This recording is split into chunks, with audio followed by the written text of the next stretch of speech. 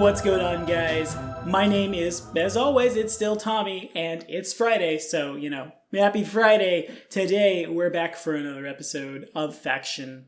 Yeah, Fridays. The request line is completely empty at this time, so if you've got a faction you'd like to hear me talk about in the comments, that way is where it goes today.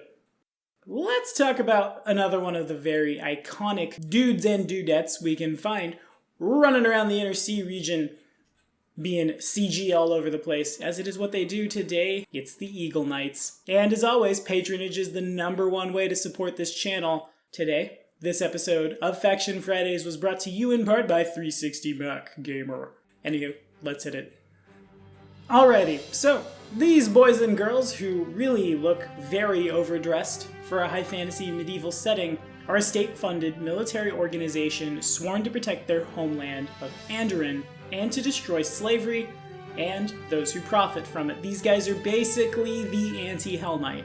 But wait, Tommy, what's a Hell Knight? You might ask. Follow this card right up here. We'll get you caught up. Eagle Knights often work as moles inside slaving organizations, and of course, while well-intentioned, these guys are as insidious as many of the more evil organizations on Golarion, as truly you have to be, both in terms of what they're doing and the consequences of a moral compass that points directly 1 o'clock, if you look at ye old alignment chart. Anywho, by some, the Eagle Knights are seen as a shining example of humanity. Others believe them to be misguided and naive, who use their supposed virtue as a smokescreen to hide imperialistic intentions, and whatever their true intentions might be, it's super clear the Eagle Knights draw their inspiration from Andoran's philosophy of the common rule.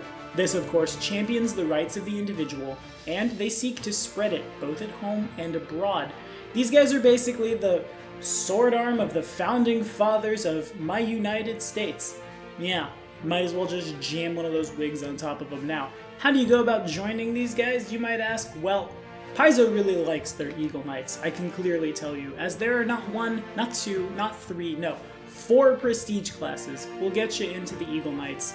The Twilight Talon gets some sneak attack, gets a magic tattoo, and as long as they are within 60 feet of another character, with ranks in Profession, Architect, Barrister, Clerk, Courtesan, Driver, Engineer, Innkeeper, Librarian, Merchant, Scribe, or probably anything, the Twilight Talon can pick up cues and practices in performing that job and can use Sense Motive in place of Perception.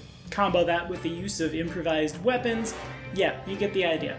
Going in, getting super sneaky, doing an infiltrate, and all you needed was to be any non-evil, have Catch Off Guard and the Twilight Tattoo feat, 5 ranks in Bluff, Disguise, Stealth, 2 ranks in Knowledge, Local, and Linguistics, and of course a senior Eagle Knight has to invite you. The Grey Corsair is, really as it says in Adventurer's Guide, the Scourge of the Seaborn Slaver. Be, again, any non-evil. Grab the Sea Legs feat, 5 ranks in Acrobatics, Profession, Sailor, and Stealth, and get invited by an Eagle Knight. And here you are getting bonuses on Bluff, Diplomacy, Intimidate, and Knowledge Local in coastal settlements as a favored port, to say nothing of the Slaver Slayer feat.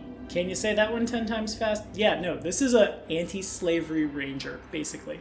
And it gets buffs from its old class. Yeah, the rich get richer. This is sweet. The Steel Falcon, if you're any good with Iron Will, 5 ranks in Diplomacy and Sense Motive, 2 ranks in Knowledge, History, and Local. And again, ask an Eagle Knight for permission. Here you come, being kind of, sort of, the non-mounted cavalier of the band of Eagle Knights that you truly could make. Bonuses to attack and damage versus slavers, morale bonus on saving throws against charms and compulsions, re-rolling as a luck bonus, buffing your friends with heroic speech, making traps, giving your ability to beat up on slavers to other folks. Yeah, no, it's super good. Do we need one more? There's one more. Here you go. The Golden Legionnaire.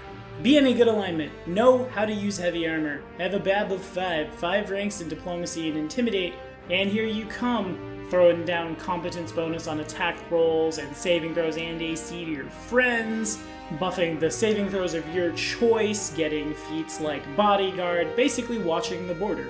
Field commanders and those who train those in a particular region, yeah, you can do whatever you want, basically.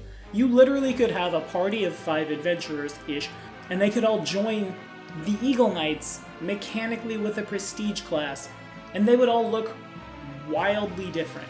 Kind of in the same way the Hell Knight has several orders, the Legionnaire, the Steel Falcon, the Great Corsair, all these literal mechanical classes serve to make a party with one goal in mind, freeing the slaves, and spreading Andorran's values all across the world. There is an interesting dichotomy there, huh?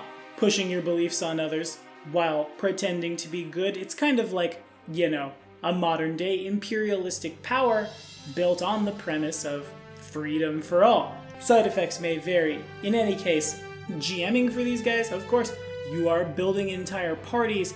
Playing these guys, I don't know. I don't know which one I want to play. I'm not gonna lie. It kind of depends on the game. Are we on the front? I'll be a Legionnaire. Are we on a boat? Corsair. Do I want to play Assassin's Creed 2 and literally glitch into looking like someone else? Seems like a Twilight Talon to me. In any case, there's at least 4 characters right there. And of course, adding these guys to your world is as easy as adding any faction with any strongly held belief, just also introduce their opposite. And suddenly we are off to the races, off to the war. Slavers, heck 'em. Slaves, free 'em. It's a pretty simple concept, and thus kind of fits everywhere. At least as long as CG and LE are as opposed as they are in, like, Pathfinder and things. But that is all I have to say about that. What do you guys think about the Eagle Knights? Have you, except for, in the package, which more episodes are coming. Fortunately, my everything crashing meant I lost nothing. Literally, even the hard drive still works. Just can't boot from it. Oh well, I was very overdue for an upgrade. Anyway, have you had Eagle Knights in your world? Have you GM'd for them? In the comments, we'll talk all about it. But that's all the time we have for today. Thank you guys so much for watching. Again, be sure to like and subscribe for more content. The next episode of Faction Fridays, which might be the one you want to see, drops next Friday.